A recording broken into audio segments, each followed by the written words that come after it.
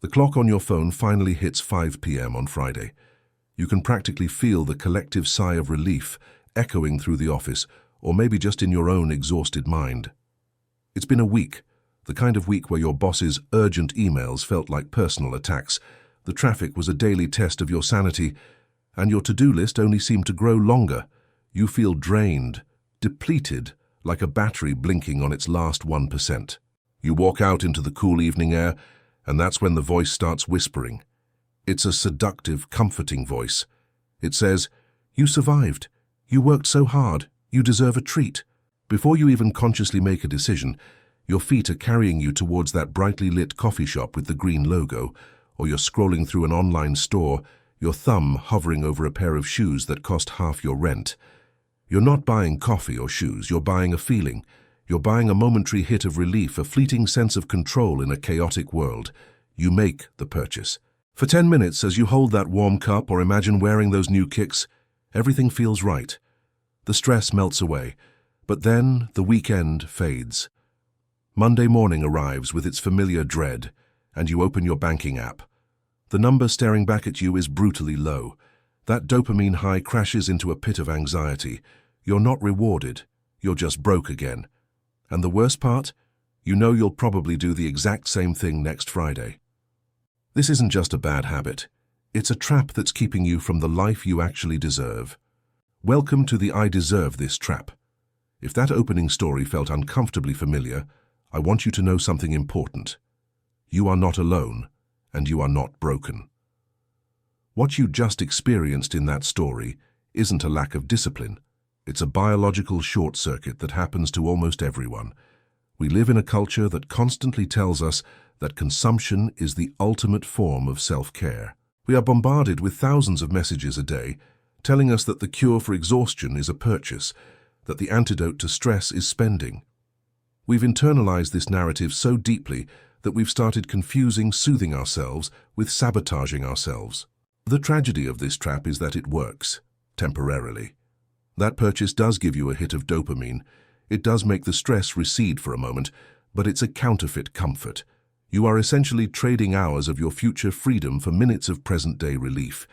You are paying an emotional tax on your own hard work, taxing yourself further into a corner where you have to keep working harder just to maintain the cycle. In this video, we aren't just going to talk about budgeting or cutting coupons. We're going to dismantle the machinery of this trap. We're going to look inside your brain to understand why you do what you do. Then we're going to look at the brutal math of what these little rewards are actually costing you. Finally, we're going to build a new framework so you can stop merely surviving your work week and start building a life you don't need to escape from with a credit card. It's time to redefine what you actually deserve. To understand why we fall into this trap repeatedly, we have to stop looking at our bank accounts and start looking inside our heads. You might think you are making a rational, conscious decision when you buy that overpriced coffee or that new gadget, but you aren't. You are often acting out an ancient biological script programmed for a world that no longer exists. Think of your brain like a computer operating system that hasn't been updated in 50,000 years. The deep, primal parts of your brain, the parts responsible for survival, don't understand modern concepts like quarterly performance reviews, passive-aggressive emails, or traffic jams. When you experience chronic stress at work throughout the week, your brain doesn't register it as corporate annoyance. It registers it as a survival threat, similar to being stalked by a predator on the savannah. Your body floods with stress hormones like cortisol. You feel tense, on edge, and biologically unsafe. Your brain's immediate priority becomes neutralizing that threat and restoring a sense of safety and balance. It needs a counter-chemical to wash away the cortisol, and its favorite solution is dopamine. Many people think dopamine is the pleasure molecule, but neuroscientists will tell you it's actually the desire molecule. It's the fuel for your brain's seeking system. When you are stressed and depleted on a Friday afternoon, your brain is desperately scanning the environment for something, anything that promises relief. In the modern world, the fastest, most accessible way to trigger that dopamine release isn't hunting or gathering, it's buying. Marketers know this. The entire consumer economy is engineered to hijack this biological seeking system. Every bright logo, every limited time offer, and every frictionless one-click buy button is designed to signal to your exhausted, ancient brain, safety is right here. Relief is just one transaction away. When the thought, I deserve this, pops into your head, it feels like a logical conclusion based on your hard work. But in reality, it's a neurochemical rationalization. It's your brain trying to justify the impulse to soothe your cortisol-soaked system with a hit of dopamine. You aren't buying the product because you logically need it. You are buying the neurochemical shift that the act of purchasing provides. The problem, as we saw in our opening story, is that the relief is fleeting. The dopamine system is designed to make you seek the reward, not to make you permanently happy once you have it. Once the transaction is complete, the dopamine fades, the stress returns, and you are left with the same old anxieties, plus a new financial dent. You're running a biological program that was meant to keep you alive, but in the 21st century, it's just keeping you broke. Okay, we get the biology.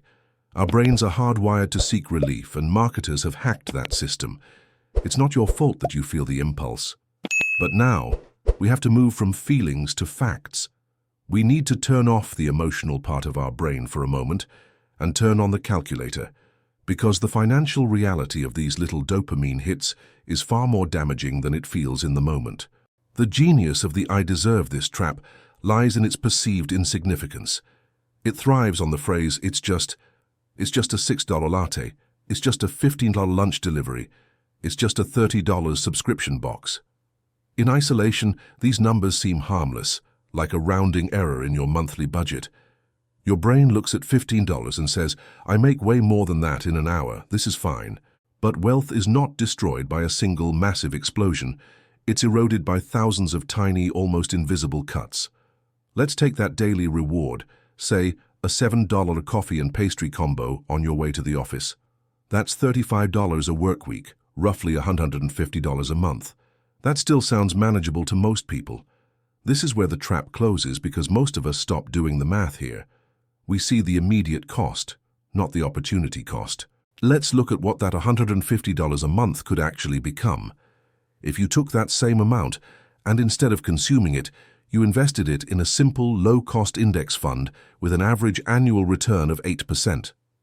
In 10 years, you wouldn't just have the cash you saved, you'd have over $27,000. In 20 years, thanks to the magic of compound interest, that number swells to over $86,000. And in 30 years, that single, seemingly innocent daily habit has cost you over $214,000. Let that sink in. That's a house down payment. That's years of retirement freedom. You aren't just spending $7, you are annihilating over $200,000 of your future net worth, one paper cup at a time. Think of your finances like a bucket you're trying to fill with water. You work hard all week to pour water in at the top, but every time you succumb to an impulse buy, it's like drilling a tiny, invisible hole in the bottom of the bucket. You don't notice the leak immediately, but over time you realize that no matter how much harder you work or how much water you pour in, the bucket never gets full. You are running on a financial treadmill, exhausting yourself just to stay in the same place, because you are unknowingly sabotaging your own efforts. You're not rewarding yourself. You're paying a stupidity tax to a system designed to keep you broke. Hearing those numbers can feel like a punch in the gut. I know because I've been there staring at that same empty bucket. It's an uncomfortable truth to face. But here's the thing. You don't have to face it alone anymore. This channel isn't just about animated graphs. It's about us waking up together. If you are tired of this cycle and you're ready to start building a life you don't need to buy temporary escapes from, I would be incredibly honored to have you with us. Click that subscribe button, not for me, but as a promise to your future self that things are going to change. And please, talk to me in the comments down below. What is the one little treat that you realize has been holding you back? Let's start a real conversation and support each other down there. So we know the biology is working against us, and we know the math is disastrous. How do we actually break this cycle? The first thing you need to accept is that willpower alone is not enough. You cannot outthink thousands of years of evolutionary programming when you are exhausted on a Friday evening. You don't need more discipline, you need better systems. You need to engineer your life so that the I deserve this trap becomes harder to trigger. The first strategy is what I call manufacturing friction. The entire modern consumer economy is built on removing friction. One-click ordering, saved credit cards, instant delivery. They want the path from impulse to purchase to be a greased slide. Your job is to throw sand on that slide. We do this by implementing the 24-hour rule. It's simple but devastatingly effective against impulse buys. The rule is this: if you see something you feel you deserve that costs over a certain amount, say $20, you are forbidden from buying it for 24 hours. You can put it in your online cart, you can take a picture of it in the store, but you cannot complete the transaction. Here is what happens during those 24 hours. You sleep. That frantic dopamine urge, it has a very short half-life. When you wake up the next morning, your cortisol levels have reset. Your prefrontal cortex, the rational, logical part of your brain, is back in charge. 9 times out of 10, you will look at that item in your cart and realize you don't actually want it. The urge is gone. You didn't deny yourself the item. You just denied the impulse the power to control your wallet. The second strategy is to redefine what a reward actually is. Right now, your brain thinks spending money is a reward. We need to retrain it to understand that keeping money is the ultimate reward. You have to stop viewing saving as a punishment. Every time you use the 24-hour rule and decide not to buy that $50 item, don't just let that money sit there. Immediately transfer that $50 into a separate savings or investment account. Call it your freedom fund. You need to see that balance grow. You need to get a dopamine hit from seeing your net worth tick up, rather than seeing your bank balance tick down.